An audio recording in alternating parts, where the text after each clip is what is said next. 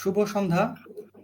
শুরু করছি centre for cancer care ফাউন্ডেশনের নিয়মিত আয়োজন জানি এবং জানাই। জানি এবং জানাইয়ের আজকে 20তম পর্ব। 20তম পর্বের বিষয়বস্তু নির্ধারণ করা হয়েছে রক্ত পরিসঞ্চালন এবং ক্যান্সার। আজকে আমাদের সাথে অতিথি হিসেবে আছেন ডাক্তার ফারহানা ইসলাম নীলা, সহযোগী অধ্যাপক ও বিভাগীয় প্রধান, ট্রান্সফিউশন মেডিসিন বিভাগ, জাতীয় ক্যান্সার গবেষণা ইনস্টিটিউট ও হাসপাতাল, মহাখালী। আমাদের সাথে আরো অতিথি হিসেবে আছেন শরীফ হোসেন, অফিসার, জনতা ব্যাংক পিএলসি, পাইস্কার শাখা, ধনবাড়ি, টাঙ্গাইল।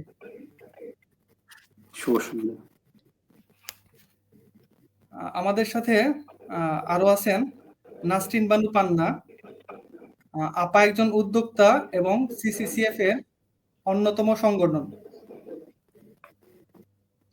আপনাদের মূল্যবান সময় দেওয়ার জন্য সিসিসিএফ এর পক্ষ থেকে কৃতজ্ঞতা প্রকাশ করছি। অনুষ্ঠানটি সিসিসিএফ এর ফেসবুক পেজ থেকে সরাসরি সম্প্রচারিত হচ্ছে। প্রিয় দর্শক, আপনি আপনার প্রশ্নের মাধ্যমেও আমাদের সাথে যুক্ত হতে পারেন। আপনি আপনার অজানা প্রশ্নগুলা বা আমাদের আজকের আলোচ্য বিষয়ের উপর আমাদের অতিথিদেরকে প্রশ্ন করতে পারেন। আজকের অনুষ্ঠানটি পরিচালনা করবেন নাসরিন বানু পান্না। আপাকে অনুষ্ঠানটি পরিচালনা করার জন্য অনুরোধ করছি। থ্যাংক ইউ আসলাম এবং আসসালামু আলাইকুম আমাদের সঙ্গে যারা আছি সবাইকে। আজকের খুবই গুরুত্বপূর্ণ বিষয়। আমরা সবসময় জানি ও জানাই আমাদের স্বাস্থ্য বিষয়ক অনুষ্ঠান। আজকে 20তম পর্ব আমরা হাঁটি পাপা করে চলে এসেছি। আমাদের এই অনুষ্ঠানগুলোর মূল উদ্দেশ্য হচ্ছে সচেতনতা বৃদ্ধি, এবং আমরা বিভিন্ন সময় বিভিন্ন ক্যান্সার এবং বিভিন্ন বিষয় নিয়ে আলোচনা করি। সেখান থেকে আমরা সাধারণ মানুষ এবং যারা সার্ভাইভার আছি, যারা যুদ্ধ করছি, তারা কিভাবে সচেতন হব সেই বিষয়টাই আসলে মুখ্য উদ্দেশ্য, এবং সেটা চলে আসে। এবং এরই মাঝে আমরা আজকে পেয়ে গেছি আমাদের ফারহানা নীলা আপাকে। আমরা খুবই গর্বিত বোধ করছি যে আপা একজন ট্রান্সফিউশন মেডিসিন বিশেষজ্ঞ, ক্যান্সার হসপিটালে সহযোগী অধ্যাপক ও বিভাগীয় প্রধান হিসাবে আছেন। আপার সম্পর্কে আমি আরেকটু বলি, যেহেতু জানি আপা পাবনায় বেড়ে উঠেছেন, পাবনার আলো বাতাসে। আপা পাবনার আলো বাতাসের কাছে ঋণী, এবং আপার বাবা ছিলেন অধ্যক্ষ মোহাম্মদ ফখরুল ইসলাম। আপারা একজন খুবই মানে এটা কি বলবো, সাহিত্যমনা পরিবারের মধ্যে দিয়ে বেড়ে ওঠা। সেখানে রক্ত এবং সাহিত্য দুটো মিলেই আমাদের আজকে আলোচনার বিষয়বস্তু হবে। আপাকে আবারও সালাম। অনেক ধন্যবাদ আমাকে এখানে আমন্ত্রণ জানানোর জন্য। আমরা ক্যান্সার আক্রান্ত হই আর অনেক সময়ই রক্ত প্রয়োজন।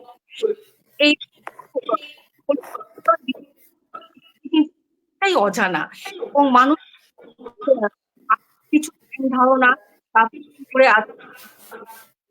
রক্ত মানে রক্তই নিব, রক্তের শোনা যাচ্ছে না, একটু আবার বলবে কি? একটা বিষয় শোনার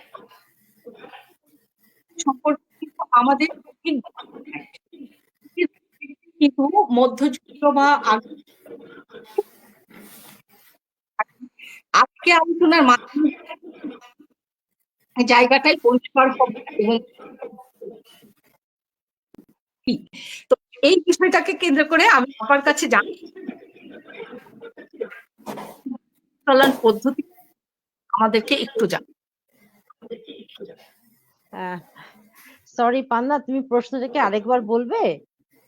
তোমার শব্দগুলা কেটে কেটে গেল। আমি আবার বলছি, রক্ত এবং পদ্ধতি সম্পর্কে একটু। আচ্ছা, অনেক ধন্যবাদ, চমৎকার প্রশ্ন। আমরা আসলে রক্ত পরিসঞ্চালন বিষয়ে কথা বলতে যখন বসি, তখন অনেকগুলো বিষয় আমাদের চলে আসে। 40 বছর আগের পুরনো ব্লাড ব্যাংক কনসেপ্টটা থেকে বের হয়ে এসে ট্রান্সফিউশন মেডিসিনকে পরিচয় করিয়ে দিতে আমাদেরকে বেশ বেগ পেতে হয়। এখন আর ব্লাড ব্যাংক বলে কোনো কনসেপ্ট নেই, এটা এখন ট্রান্সফিউশন মেডিসিন বিভাগ, এবং এই বিভাগের মাধ্যমে আমরা রক্ত এবং রক্তের উপাদান পরিসঞ্চালন করে থাকি। এই রক্ত এবং রক্তের উপাদান কথাটার মধ্যে কিন্তু অনেক কিছু অন্তর্নিহিত আছে। যেমন একটা রক্ত যদি আমি ধরি, সেখানে লোহিত কণিকা থাকে, সেখানে শ্বেত কণিকা থাকে, সেখানে অনুচক্রিকা থাকে এবং সেখানে রক্তের জলীয় অংশ থাকে। আমরা এই উপাদানগুলোকে আলাদা আলাদা করে রক্ত পরিসঞ্চালন করার কথা বলছি। এখন হোল ব্লাড ট্রান্সফিউশনটাকে আমরা আর মোটেই চাইছি না। শুধুমাত্র যারা অপারেশনের রোগী অথবা যাদের প্রচুর রক্তক্ষরণ হচ্ছে, এইসব ক্ষেত্রে অথবা নতুন বাচ্চা জন্মেছে, তাকে এক্সচেঞ্জ ট্রান্সফিউশন দিতে হবে, এইসব ক্ষেত্রে আমরা হোল ব্লাডটা ট্রান্সফিউশনের কথা বলি। বাকি সব ক্ষেত্রে আমরা বলি যার যেটা অভাব তাকে সেইটুকু দেন, এর বেশি নয়। কারণ রক্ত পরিসঞ্চালন অতি ঝুঁকিপূর্ণ একটি বিষয়, এখানে প্রাণহানি ঘটতে পারে, রোগীর অনেক রকম বিরূপ প্রতিক্রিয়া হতে পারে, এবং দেখা যায় যে রক্তের যেটা প্রয়োজন তার নেই, তাকে সেইটুকু ট্রান্সফিউশন করাটা একেবারেই অনুচিত একটা কাজ হয়ে যাচ্ছে। আমরা একজনের ডোনারের থেকে মিনিমাম 3টা উপাদান তৈরি করতে পারি, রক্তের লোহিত কণিকা, প্ল্যাটিলেট এবং ফ্রেশ ফ্রোজেন প্লাজমা। তাহলে আমরা এই 3টা উপাদান যদি একটা ডোনারের থেকে পাই, সেইখানে শুধুমাত্র হোল ব্লাড দিয়ে আমি 3 জন রোগীকে ডিপ্রাইভ করছি, কাজটা অনুচিত। এবং রক্ত উপাদান আমরা সঠিক নিয়মে পরিসঞ্চালন করতে বলি, যেমন লোহিত কণিকা পরিসঞ্চালনের নির্দিষ্ট নিয়ম আছে, সংরক্ষণের নির্দিষ্ট নিয়ম আছে, সেইভাবে করতে বলি। প্ল্যাটিলেটের বেলাতে আমরা ঠিক সেটাই বলছি, এবং এফএফপির বেলাতেও আমরা ঠিক সেটাই বলছি। পান্না, এর বেশি কিছু কি জানতে চেয়েছো? না না, এতটুকু আপা জানতে চেয়েছি। তাহলে এবার আপা খুব সুন্দর করে বলেছেন আপা, এটা একটা বড় নলেজ যে আমরা রক্ত আসলে চাইলেই রক্ত মানে একজন ব্যক্তির কাছে নিয়ে সরাসরি দেওয়া যাবে না। তার রক্তের যে 3টা উপাদান আছে সেটা যার প্রয়োজন সে নেবে এবং বাকিটা অন্যজন কিন্তু নিতে পারেন। সুতরাং এইটা একটা গুরুত্বপূর্ণ বিষয় এবং এই বিষয়টা আমাদের জানা থাকা প্রয়োজন। এখানে একটা কথা বলি, আমরা সব সময় যে শব্দটা উচ্চারণ করে থাকি রক্তের যৌক্তিক ব্যবহার, এই যৌক্তিক ব্যবহারটা নিশ্চিত করার জন্য আমরা রক্তের উপাদানের কথা বলছি। জি, থ্যাংক ইউ আপা। আমরা একটু শরীফ ভাইয়ের কাছে, আমাদের সঙ্গে আছেন একজন সার্ভাইভার, আমরা একটু শরীফ ভাইয়ের গল্পটা শুনি। যে শরীফ ভাই, যদি একটু ছোট্ট করে আপনার এই যুদ্ধের ঘটনাটা আমাদেরকে বলেন, আপনার অভিজ্ঞতাটা। জি, ধন্যবাদ আপা। আমার স্ট্রাগলিংটা শুরু হয়েছিল 2018 সালে। তখন আমি বেকার, ইউনিভার্সিটি পড়াশোনা শেষ করে চাকরির জন্য হন্যে হয়ে ছুটছি। একদিকে বাবার অপারেশন, হার্টের রোগী, ওনার অপারেশন ট্রিটমেন্ট, ওনাকে নিয়ে দৌড়াতে দৌড়াতে একটা সময় আমি নিজেও নন স্টপ জ্বর, নিদ্রাহীনতা, সমস্ত কিছু সিম্পটম লক্ষ্য করতে পারলাম, কিংবা ওজন কমে যাওয়া, দিন দিন শুকিয়ে যাওয়া। পরবর্তীতে ঢাকা মেডিকেলে গেলাম, ওইখানে আল্ট্রাসাউন্ড করা হলো, ডক্টর সাজেস্ট করলো, অ্যান্টিবায়োটিক সাজেস্ট করলো।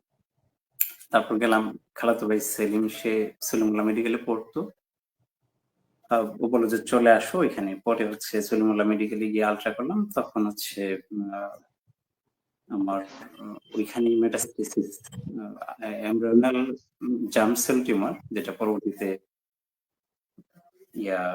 স্ক্যান করে এটা হলো আল্ট্রাসনোগ্রাম বা সিটি স্ক্যান করে এটা ফাইন্ডিংস হলো। তো আসলে আমি যখন শুনলাম যে আমাকে যখন বললো যে তোমার একটু প্রবলেম, কেমোথেরাপি লাগবে, তখন আমি বুঝতে পারলাম যে ক্যান্সার বা এরকম কিছু। আমি জিজ্ঞেস করলাম যে ক্যান্সার ইটস ওকে, কিন্তু এটার কোনো ট্রিটমেন্ট আছে কিনা? যে হ্যাঁ আছে, তাহলে ইটস ওকে। আমি আর ভয় পেলাম না বিষয়টা, যেহেতু রোগ আছে, এখন চিকিৎসা বিজ্ঞান অনেক দূরে গিয়ে গেছে, সুতরাং রোগের ট্রিটমেন্টও আছে, এখানে ভয়ের কিছু নাই, আমি এটাকে ওভারকাম করব। সেভাবেই চিকিৎসা শুরু হলো। আব্বাকে নিয়ে দেশের বাইরে যাওয়ার প্রস্তুতি চলছিল। আমিও ইন্ডিয়াতে সিএমসি তে গেলাম। একদিকে বাবার অপারেশন হার্টের, আরেকদিকে আমার কেমোথেরাপি স্টার্ট হলো। তারপর ইন্ডিয়া থেকে এক সাইকেল কেমোথেরাপি নিয়ে আমার মামা এবং শিমুল গিয়েছিল, আব্বাকে নিয়ে চলে আসলো। পরবর্তীতে কসমিক গিয়ে আবার আমাকে নিয়ে আসলো। তারপর হচ্ছে পিজি হসপিটালের ডক্টর নাজিরুদ্দিন মোল্লা, ওনার তত্ত্বাবধানে বাকি আরো 3 সাইকেল। ইন্ডিয়াতে দিলাম 1 সাইকেল, পরে হচ্ছে এখানে এসে আরো 3 সাইকেল। সেম প্রোটোকলটা মেনটেন করে বাংলাদেশে আমি কেমোথেরাপি সম্পন্ন করলাম। মোটামুটি এটাই ছিল জার্নি। বাংলাদেশের যখন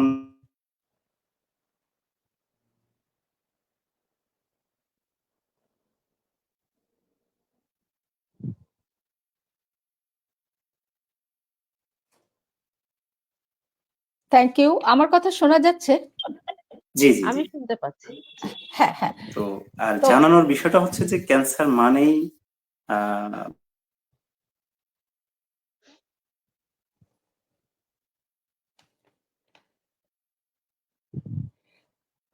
ঠিক আছে, আমরা বুঝতে পারছি যে ওনার জার্নিটা ছিল এবং ইন্ডিয়াতে ট্রিটমেন্ট করে এখানে এসে শেষ করেছেন।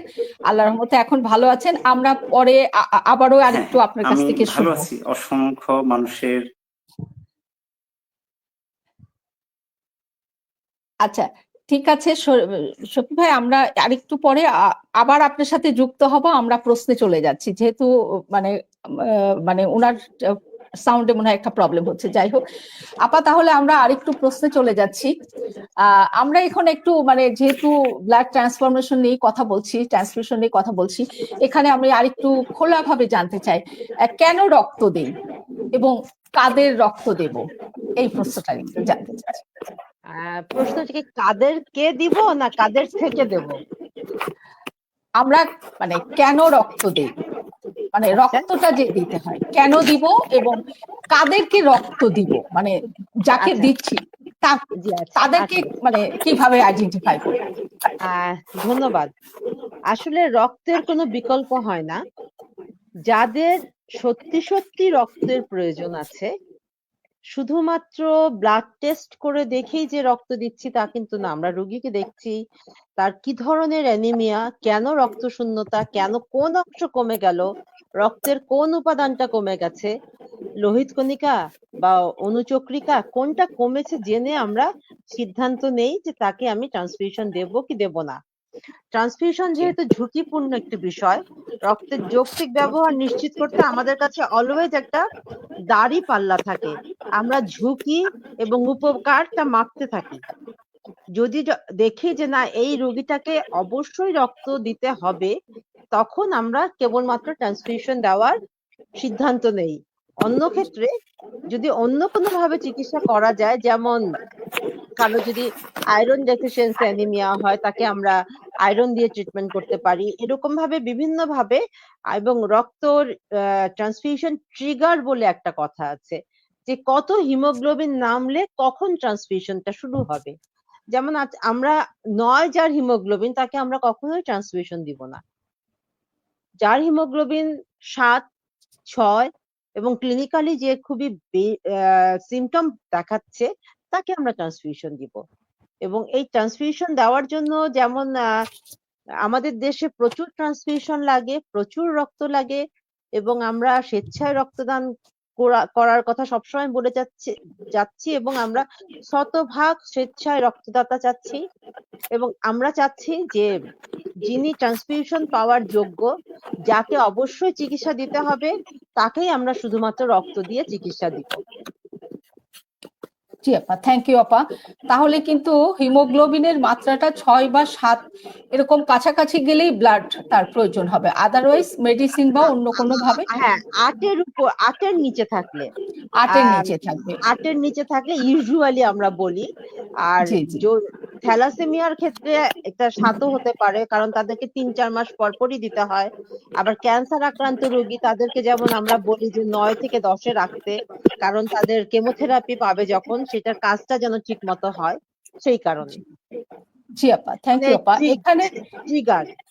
ঠিক আছে, জি আপা, তাহলে এর সঙ্গে আমি আরেকটা কোশ্চেন করি, যেহেতু আমরা বিভিন্ন সময় অনেক সময় হসপিটালে গেলে অপারেশন বা যে কোনো ইয়েতেই শরীফ ভাই আপনার সাউন্ডটা মনে হয় একটু বন্ধ করেন।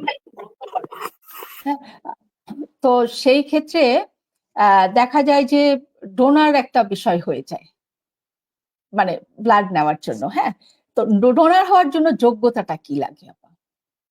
আহ, আমরা প্রথম কথা বলি, ডোনার হবেন একজন সুস্থ সবল ব্যক্তি। আহ, তার বয়স হবে 18 থেকে 60 বছর। তার কোনো অসুখ থাকবে না, তার কোনো জ্বর থাকবে না। আমরা টেম্পারেচারটা দেখবো। তার ওজন থাকবে 50 কেজির উপরে, 50 কেজি। এবং তার আম, কোনো রকম ভাবে কোনো হিস্ট্রি নিয়ে আমরা কোনো আম, মাদক বা যৌন এই ধরনের কোনো হিস্ট্রি যদি না পাই, এবং তিনি যদি সক্ষম হয়ে থাকেন, তবে আমরা তার থেকে রক্ত নেব। এটা হচ্ছে হোল ব্লাড নেওয়ার জন্য। আর জি জি প্লাটিলেট নেওয়ার জন্য আমরা কিছু স্পেশাল অ্যাফেরেস্টিক পদ্ধতিতে যদি আমরা প্লাটিলেট নেই, তাহলে সেই ক্ষেত্রে আবার ডোনারের কিছু স্পেশাল ক্রাইটেরিয়া থাকে, যেমন ওজনটা 60 কেজির উপরে, তার ভেইনটা যেখান থেকে প্লাটিলেট নেব সেই ভেইনটা খুব সুন্দর প্রমিনেন্ট থাকতে হয়, এবং জি। তার প্লাটিলেট কাউন্ট 2 লাখের উপরে হতে হয়। সেই ক্ষেত্রে আমরা প্লাটিলেট ডোনারকে সিলেক্ট করে থাকি। আর হোল ব্লাডের ডোনারকে আমরা 18 থেকে 60 বছর, কোনো অসুখ নেই, সুস্থ আছেন। কিন্তু এখন যেটা রিসেন্ট কনসেপ্টে হাইপারটেনশন বা ডায়াবেটিস থাকলেও তাদেরকে আমরা ডোনার হিসেবে সিলেক্ট করছি। শুধুমাত্র যিনি হাইপারটেনশন মানে ব্লাড প্রেশার একটা ওষুধ খেয়ে নিয়ন্ত্রণে আছেন, তিনি ডোনার হতে পারেন। ডায়াবেটিস যিনি মুখে ওষুধ খেয়ে বা জীবনযাত্রা পরিবর্তন করে নিয়ন্ত্রণে আছেন, ইনসুলিন নেন না, তিনি ডোনার হতে পারেন। এরকম কিছু নতুন নতুন কনসেপ্ট চলে এসছে ডোনার জি জি সিলেকশনের ক্ষেত্রে, এবং আমরা সেইগুলা দেখেই ডোনারকে সিলেক্ট করে থাকি। এবং ডোনার সিলেক্ট করার পরে আমরা সেই ডোনারের থেকে যখন রক্তটা নেই, তখন আমরা সেটা আবার বাংলাদেশ গেজ সরকার অনুমোদিত গেজেট অনুযায়ী আমরা পরীক্ষা নিরীক্ষা করি, 5টা রোগের স্ক্রিনিং করি, ক্রস ম্যাচ করি, এবং জি। তারপরে আমরা পরিসঞ্চালন করি। থ্যাংক ইউ আপা। আমরা খুবই মানে এটা ক্লিয়ারলি জানতে পারলাম যে 18 থেকে 60 বছর, এটা আমাদের সাথে যারা যুক্ত আছেন তারা অন্তত পক্ষে এই বিষয়টা নিয়ে আর নতুন করে প্রশ্ন থাকবে না। আপা, আমরা যেহেতু ওই যে বললাম যে সনাতনী কিছু চিন্তা ভাবনা আমরা রাখি, স্বামী বা স্ত্রী একজন আরেকজন কি ডোনার হতে পারে? চমৎকার প্রশ্ন, এটা আমরা প্রায়ই ফেস করে থাকি।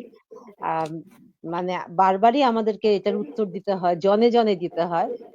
আমরা প্রজননকালীন সময়ে স্বামীকে কখনোই ডোনার হতে নিষেধ করি স্ত্রীর। কারণ জি আহ স্বামী এবং স্ত্রীর রক্তের আমরা যে গ্রুপটা দেখছি, এবিও এবং RH ডি, বিগ ডি বলি।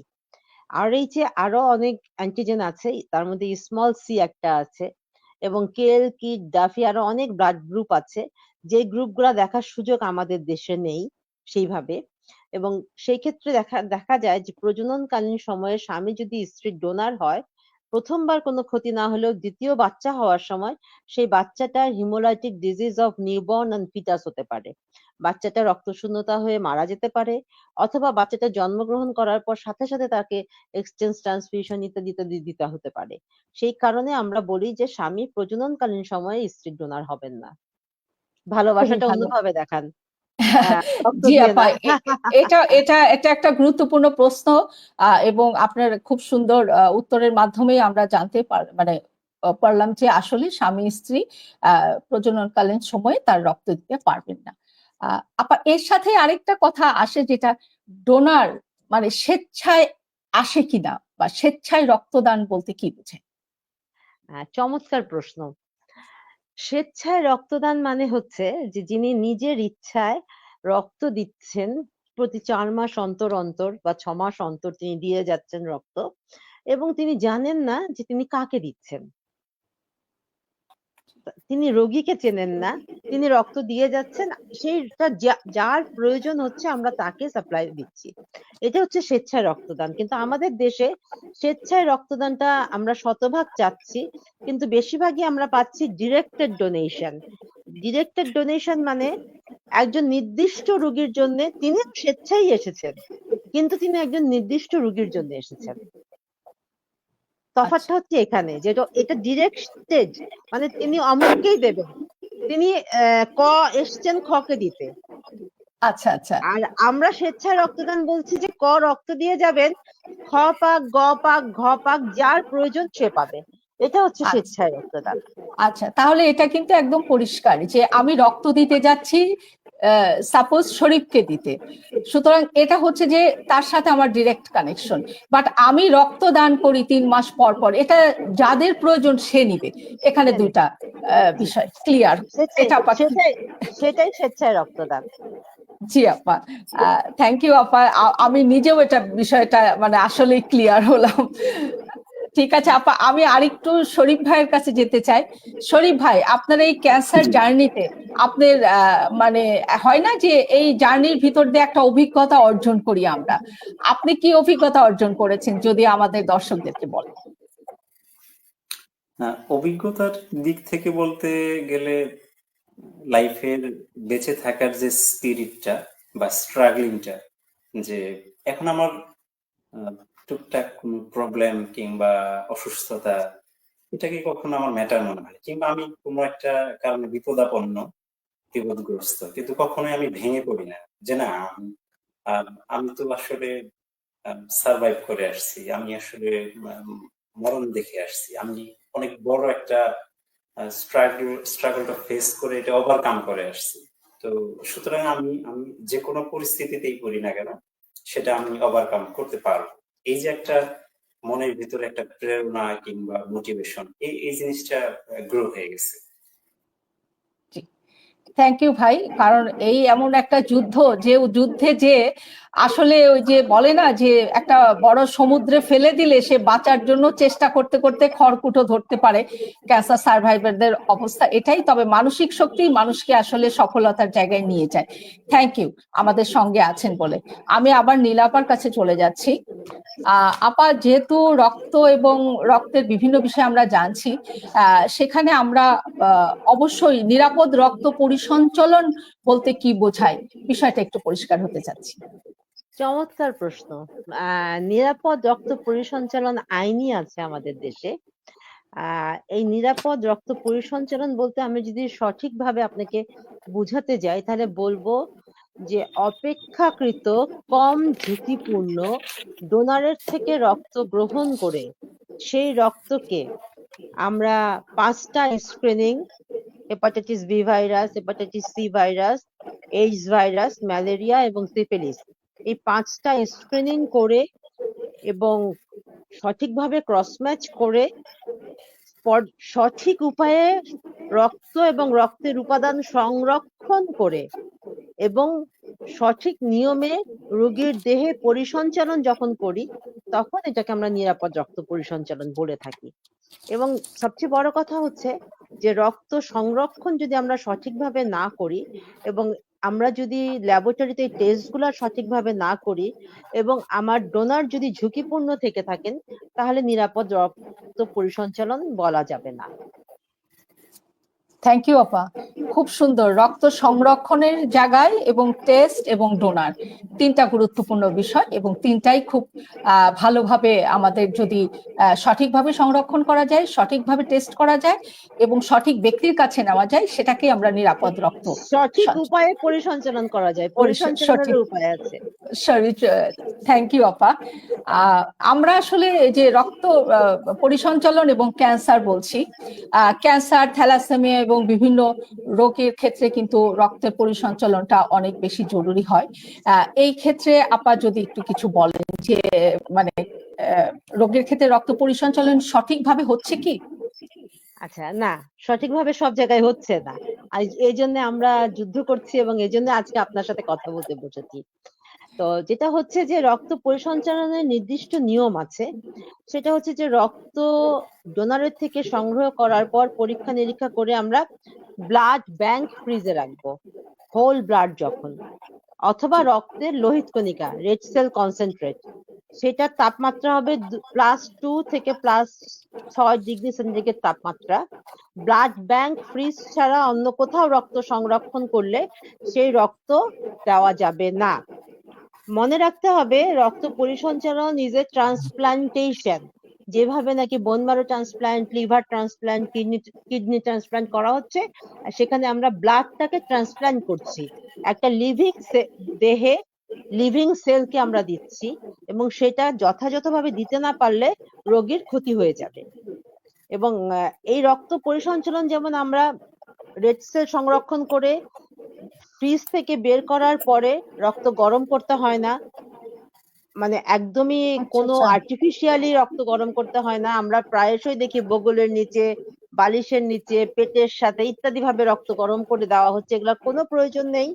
আধা ঘন্টার মধ্যে রক্ত শুরু করতে হয় এবং 4 ঘন্টার মধ্যে রক্ত দেওয়া শেষ করে ফেলতে হবে।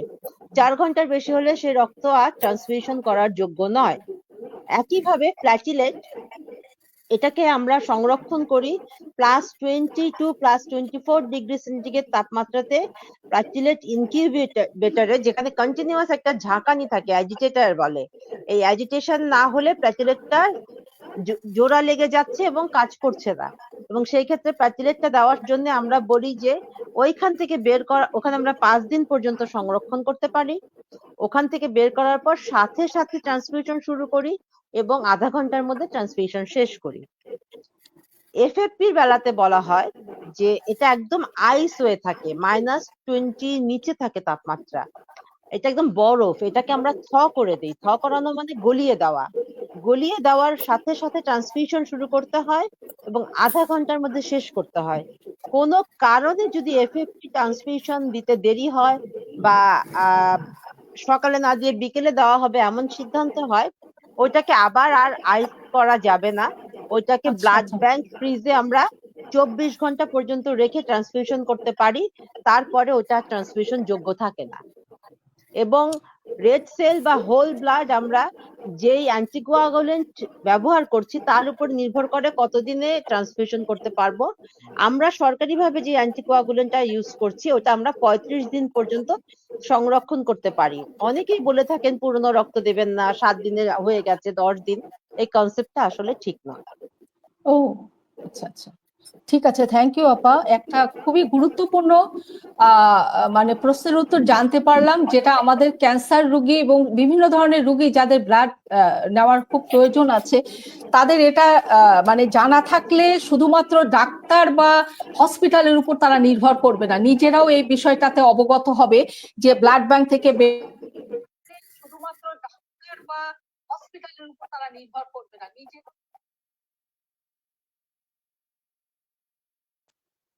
সুন্দর করে উত্তরগুলো দাও আপা। এর সাথে জানতেছে যে অ্যাফেরেসিস কি, কেন করি?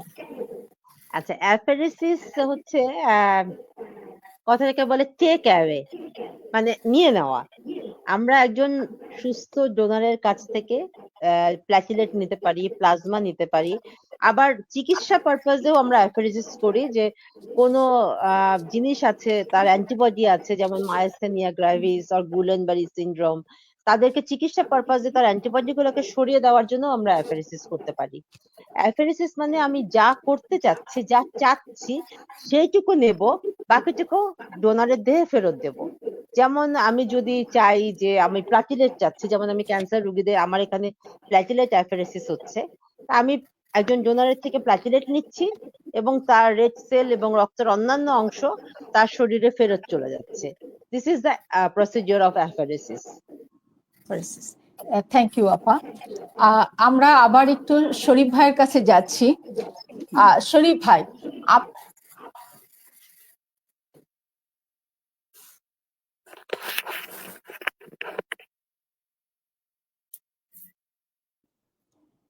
হ্যালো। হ্যাঁ, আপনি ট্রিটমেন্টটা মানে আপনার মুখে শুনলাম সিএমএসসি করেছেন, মানে ওখানে গেলেন কেন? ওটা ছিল মূলত আমার বাবাকে নিয়ে তখন ভেলোরে যাওয়ার প্ল্যান ছিল এবং passport ready. At the same time আমারও যেহেতু ক্যান্সারটা ফাইন্ডিংস হলো, এই কারণে মূলত ওইখানে যাওয়া। আর বাংলাদেশের চিকিৎসা হচ্ছে কস্টিংটা তুলনামূলক আম, বেশি হবে ওই সময় শুনছিলাম, কয়েকটা জায়গায় খোঁজ নিলাম, কিংবা বিশ্বাসযোগ্যতার জায়গায়, যে আস্থার জায়গায় যে একটা ঘাটতি সৃষ্টি ছিল, তো ওইখানে গেলে একটা প্রপার ট্রিটমেন্ট পাবো এই একটা আশা ছিল, বা এই প্রেক্ষাপটে তখন ওইখানে যাওয়াটা।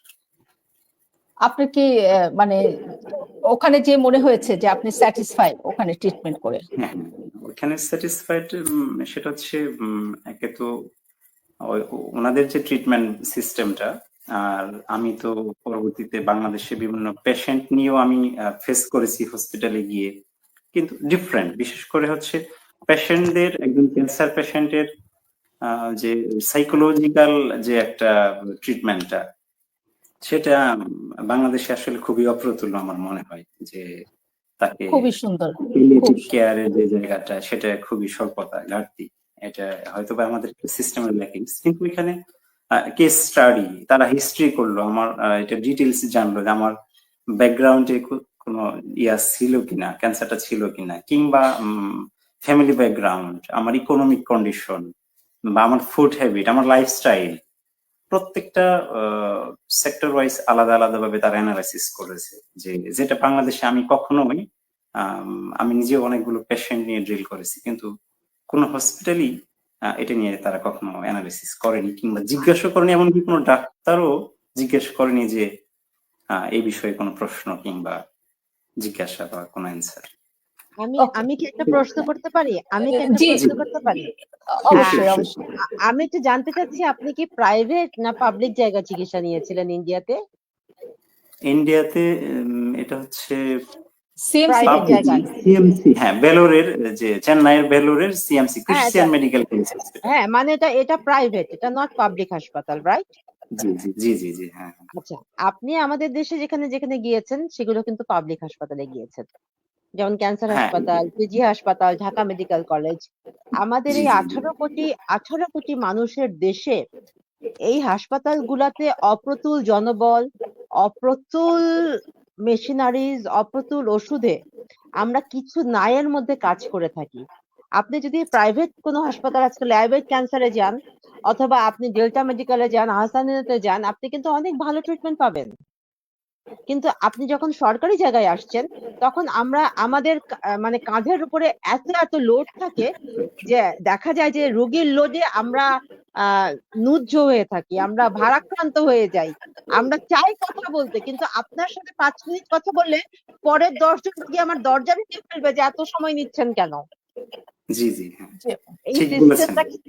সিস্টেমটাকে চেঞ্জ করতে হবে।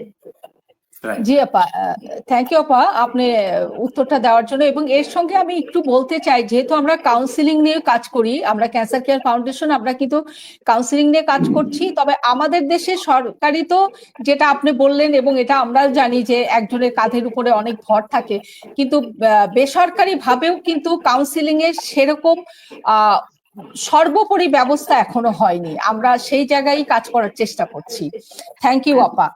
আর না, আমাদের সরকারি জায়গায় বা বেসরকারি জায়গায় কাউন্সিলর পদটাকে ইম্পর্টেন্স দেওয়া হচ্ছে না।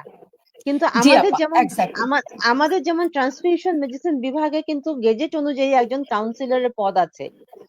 সেই পদে লোক না থাকলে আমরা নিজেরা কাউন্সিলিং করে থাকি। আমি কিন্তু সারাটা দিন যে বকবক করতেই থাকি, আমার ডিপার্টমেন্টের সবাই কথা বলছি, কারণ কাউন্সিলিংটা is a part of treatment of cancer patients.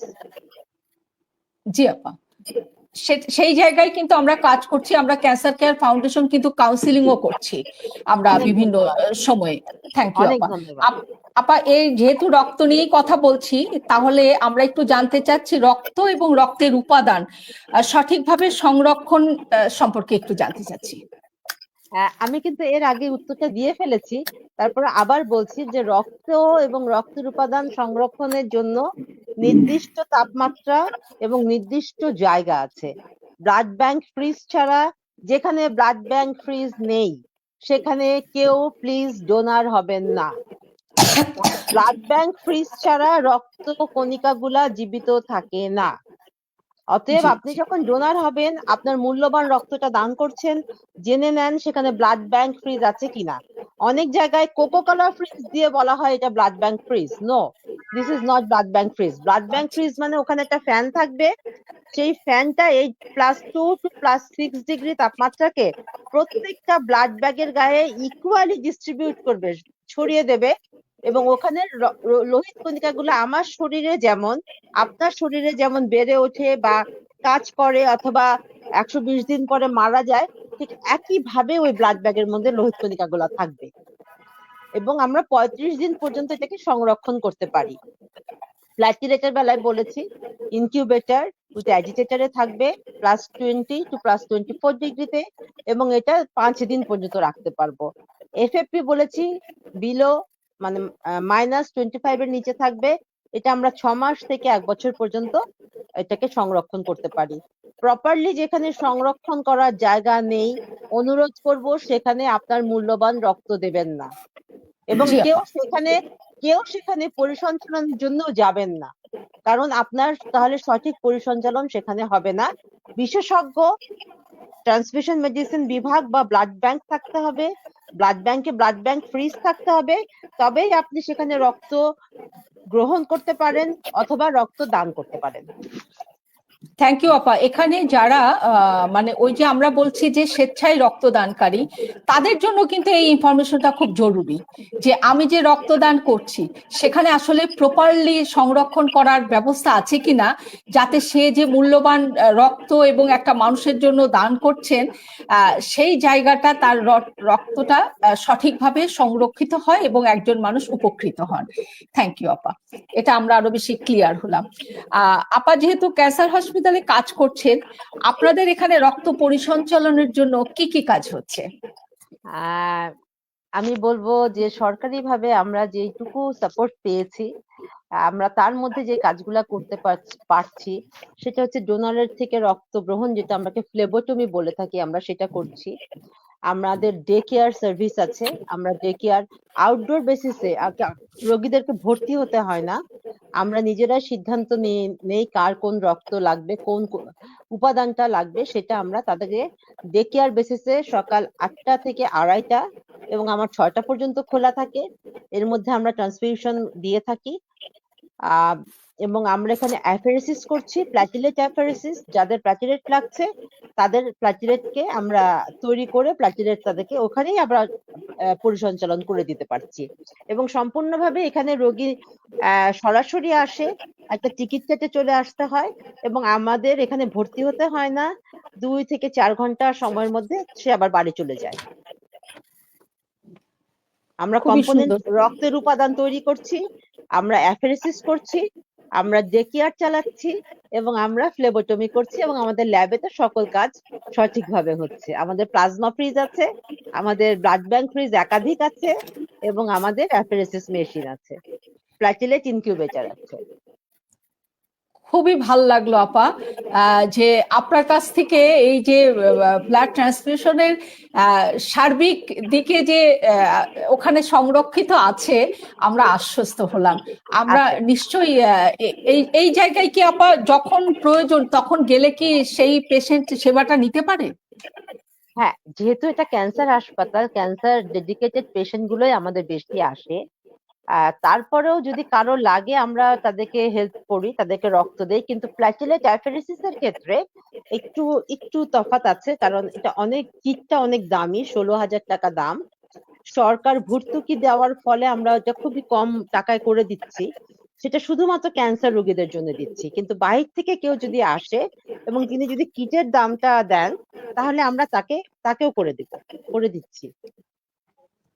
ঠিক আছে আপা, তাহলে আমাদের কাছে তো সবসময়ই মানে আমরা কোনো ছোট্ট একটা প্রতিষ্ঠান, কিন্তু আমাদের সাথে সবাই যুক্ত হচ্ছেন, তো সবাই বিভিন্ন সময়ে আসলে আর্থিকভাবে অনেক বেশি স্বয়ংসম্পূর্ণ না, তারাই বিশেষ করে জানতে চায়, আসে।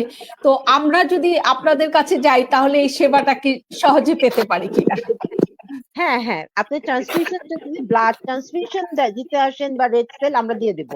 অ্যাফেরেসিসের বেলাতে আমাদের এই যে একটুখানি ঝামেলা হচ্ছে যে সরকার আমাদেরকে যা সাপ্লাই দেয় খুবই অপ্রতুল সাপ্লাই, ক্যান্সার রোগীদেরকে দিয়ে আমরা এটা বাঁচাতে পারি না, জন্য আমরা বাইরের কাউকে এটা সার্ভিসটা দিতে পারছি না, কিন্তু আসলে আমাদের মেশিন তো আছেই, আমরা কোম্পানি থেকে কিট কিনে তাকে সার্ভিস দিতে পারি।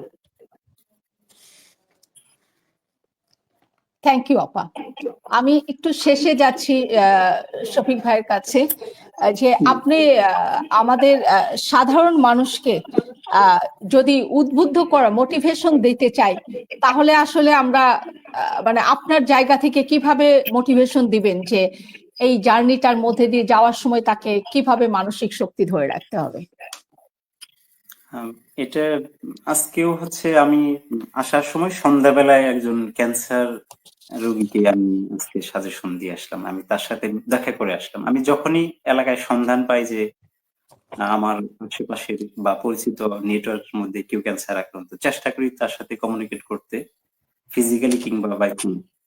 তো আমি আজকে দেখা করে আসলাম, সে অর্থের অভাবে কিংবা মানে সে হচ্ছে ভয় পাচ্ছে চিকিৎসা করাবে না, এমনকি সে নিজেও ক্লিয়ারলি জানে না, কিন্তু তাকে আমি কনভিন্স করার চেষ্টা করলাম যে এটা এই রোগটার, ক্যান্সারটার এখন সমাধান আছে, ক্যান্সারের এখন আর মরণ ব্যাধি নয়, আপনি চিকিৎসা করলে আপনি সুস্থ হতে পারবেন। নানাভাবে বোঝানোর চেষ্টা করলাম, যে কনভিন্স করার যে কেমোথেরাপির এটা কস্টিংটা এখন এতটা বেশি না, কিংবা কেমোথেরাপি দিলেই যে মানুষ মারা যায় কিংবা অসুস্থ হয়ে পড়ে, বিষয়টা এরকম না।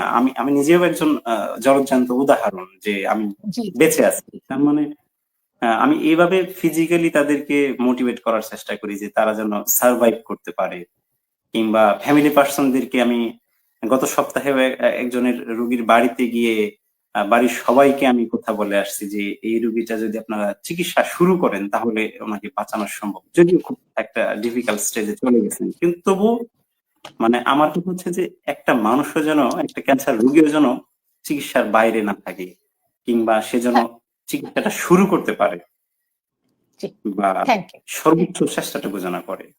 এটাই হচ্ছে আমার। Thank you. আসলে আমরা যারা যুদ্ধ করেছি, আমরা কিন্তু যুদ্ধ করতে করতেই আমাদের অভিজ্ঞতা হয়েছে, এবং হয় না যে নিজে নিজেই আসলে নিজের মানসিক শক্তি নিজেকে বৃদ্ধি করতে হয়েছে। তো আমাদের মানসিক শক্তিটাই আসলে আরেকজনের মানসিক শক্তিতে পরিণত হয় সাধারণত। থ্যাংক ইউ শফিক ভাই।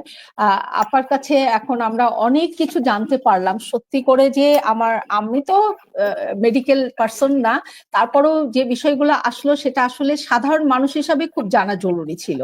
তো আপাকে যদি বলি যে একজন ক্যান্সার আক্রান্ত ব্যক্তি, তার যদি রক্তের প্রয়োজন হয়, সেই ক্ষেত্রে তার কি কি সচেতনতার প্রয়োজন, শুধু আপনি বলেছেন তার ভেতর থেকে আপা একটু। আচ্ছা, ক্যান্সার আক্রান্ত রোগীর রক্তের প্রয়োজনীয়তা কিন্তু বিভিন্ন ভাবে হয়ে থাকে। একটা হচ্ছে যে তিনি যদি রক্তের ক্যান্সারে আক্রান্ত হন, তার রক্ত লাগবে। আর আরেকটা হচ্ছে যে ক্যান্সারের চিকিৎসা, কেমোথেরাপি, রেডিওথেরাপি যারা পাচ্ছেন, তাদেরও কিন্তু রক্তের সেলগুলা কমে যেতে থাকে এবং তাদেরও কিন্তু রক্ত লাগে। এবং এই রোগীগুলাকে আমরা আইডেন্টিফাই করি এবং কেমোথেরাপি দেওয়ার আগে রক্ত দেওয়া হয়, অথবা কেমোথেরাপি দেওয়ার পরে রক্ত দেওয়া হয়। তার হিমোগ্লোবিনের মাত্রাটা আমরা দেখি এবং দেখার পরে আমরা সিদ্ধান্ত নেই। তার যেমন কারো যদি দেখা যায় যে লোহিত কণিকাও কমেছে, শ্বেতকণিকাও কমেছে, তার প্ল্যাটিলেটও কমেছে, তাদেরকে কিন্তু আমরা হোল ব্লাডই দিচ্ছি, কারণ তার তো সব কমে গেছে। কিন্তু এখন কিন্তু ওই একটা হোল ব্লাডে যে পরিমাণ প্ল্যাটিলেট অথবা শ্বেতকণিকা থাকে, এটা এনাফ না। সেজন্য আমরা কম্পোনেন্ট মানে উপাদানে যাচ্ছি, যে যার লোহিত কণিকা কমেছে তাকে আমরা প্রথমে দিচ্ছি তাকে রেড সেল, যার প্ল্যাটিলেট কমেছে তাকে আমরা তারপরে দিচ্ছি প্ল্যাটিলেট। তাহলে সে আমি জিনিসটাকে যদি এইভাবে বলি যে চিনির শিরা আর শরবত, এই দুটো তফাৎ বুঝতে হবে। শিরাতে ঘন আকারে চিনি আছে আর শরবতে ডাইলিউট ফর্মে চিনি আছে। আমরা তাকে শিরাটা দিতে চাচ্ছি, নট শরবত। যখন পুরো রক্তটা দিচ্ছি তখন এটা শরবত, সবকিছু আছে এবং খুব ডাইলিউট ফর্মে আছে। আমি কনসেন্ট্রেটেড ফর্মে তাকে তার যা দরকার সেটুকু দিতে চাচ্ছি, এবং সেই জন্যই আমরা রক্তের উপাদানে কথা বারবার বলছি। জি, থ্যাংক ইউ আপা। আমরা বিশেষ করে যেহেতু ক্যান্সার রোগী নিয়ে কাজ করি বা আমাদের সাথে সংযুক্ত বেশিরভাগই সার্ভাইভার বা কেয়ার গিভার যারা আছে, তারা আসলে এই আলোচনা থেকে বিভিন্নভাবে উপকৃত হবেন। এবং আমাদের সাথে যারা যুক্ত হয়েছেন তারাও আজকের এই খুব সুন্দর এত খোলামেলা ডিটেলস আলোচনা শুনে তাদের ভিতরেও সচেতনতা আসবে। এবং রক্ত গ্রহণের ক্ষেত্রে, রক্ত দেওয়ার ক্ষেত্রে আপা সব বলেছেন, এইটাই হচ্ছে আমাদের জন্য অর্থবহ হয়ে থাকবে এবং সচেতনতা সবার ভিতরেই জাগ্রত হবে। আসলাম, কোনো প্রশ্ন আছে? হ্যালো আসলাম। ধন্যবাদ। আমরা ফেসবুকে আমাদের লাইভটি চলছে, আমরা ফেসবুকে আমাদেরকে অনেকে লিখছে যে প্রাণবন্ত আলোচনা চলছে এবং অনেকেই আমাদেরকে এটা দেখছে। যারা যুক্ত ছিলেন তাদেরকে, মানে বিশেষ করে ফেসবুক থেকে যারা যুক্ত ছিলেন তাদেরকে বিশেষ ধন্যবাদ। আমরা আমাদের আজকের বিষয়ের উপর ফেসবুক থেকে কোনো প্রশ্ন পাইনি এখন পর্যন্ত। আমার দুইটা বিষয় জানার ছিল, যদি সুযোগ দেন। জি অবশ্যই। আমরা যারা ক্যান্সার পেশেন্ট, আমরা সুস্থ হওয়ার পরে আমরা ব্লাড দিতে পারবো কিনা, এক। দ্বিতীয়ত হচ্ছে রক্তটা মানে টিউমার থেকে কিভাবে রক্তটা সেটা হচ্ছে ছড়িয়ে পড়ে, মানে ক্যান্সারের জার্মটা টিউমার থেকে কিভাবে রক্তে ছড়িয়ে পড়ে, সেটা একটা প্রক্রিয়াটা মানে এই প্রক্রিয়াটা একটু কৌতূহল ছিল। যেটা হচ্ছে আমি বলেছি সুস্থ সবল মানুষ রক্ত দেবেন। আপনি ক্যান্সার সার্ভাইভার, কিন্তু আপনাদের কিন্তু আমরা কন্টিনিউয়াস ফলো আপে রাখছি। আপনি বছরে একবার ফলো আপ করছেন এবং আপনার শরীরের কোনো একটা জায়গায় কিছু থেকে গেলে সেটা আমি কাউকে দিতে অ্যালাউড না, অতএব আপনি ডোনার হবেন না, 1 নম্বর কথা। আর 2 নম্বর কথা হচ্ছে ক্যান্সার কি? ক্যান্সার হচ্ছে আমাদের শরীরের অবাধ্য কোষ, যে নাকি আমার শরীরের কমান্ড মানে না। সে বখাটে ছেলে যদি বলি বা ভাবে বেড়ে উঠছে, সে কোন রকম নিয়ম মানছে না। এখন সে যে অর্গানেই হোক, মানে যে অংশেই হোক না কেন, সেখানে থেকেই সে রক্ত নিচ্ছে, নিউট্রিশন নিচ্ছে, নিয়ে বাড়ছে এবং তার তো সাপ্লাই থাকছে, রক্তের সাপ্লাই নিয়েই তো সে বড় হচ্ছে। এই সাপ্লাইটা তো আমাদের সারা শরীরে ছড়াচ্ছে। আমাদের তো রক্তের সাপ্লাই কি হার্ট থেকে বের হয়ে ধমনী, ধমনী থেকে শিরা ভাবেই তো আমাদের রক্তগুলা পরিচালিত হয়, সরবরাহ হয়। তো এইভাবে ক্যান্সার সেলগুলা তখন ওই রক্তের মাধ্যমে মাধ্যমে চলে যেতে থাকে, যে ওরা আবার বিভিন্ন জায়গায় কিছু কিছু ক্যান্সারের জন্য স্পেসিফিক কিছু জায়গা আছে যেখানে তারা বাসা বাঁধে। যেমন লিভার একটা খুব ভালো জায়গা, লাং একটা খুব ভালো জায়গা, এখন মুখে যদি ক্যান্সার হয় ব্রেইন খুব ভালো জায়গা। এইসব জায়গাতে ওরা গিয়ে মেটাস্টেসিস করে এবং এইভাবে রক্তটা ছড়িয়ে যায়, লিম্ফ নোডের মাধ্যমে ছড়ায়। আমাদের শরীরে লিম্ফ নোড আছে, লিম্ফ মানে এই গ্রন্থিগুলাকেও রক্ত যখন সরবরাহ হতে থাকে তখন এইসব জায়গাতে গিয়েও এই ক্যান্সার সেলগুলা বাসা বাঁধে। এবং আপনি কখনোই ক্যান্সার রোগীকে আমরা ডোনার হিসাবে কখনোই সিলেক্ট করতে পারবো না, কারণ তিনি তো সবসময় ফলো আপে আছেন, থাকতে হবে, সারা জীবনই তিনি ফলো আপে থাকবেন এবং তিনি সুস্থ থাকবেন, আমরা এটাই আশা করি। তার রক্তটা কাউকে না দেওয়াই ভালো। ধন্যবাদ। থ্যাংক ইউ আপা।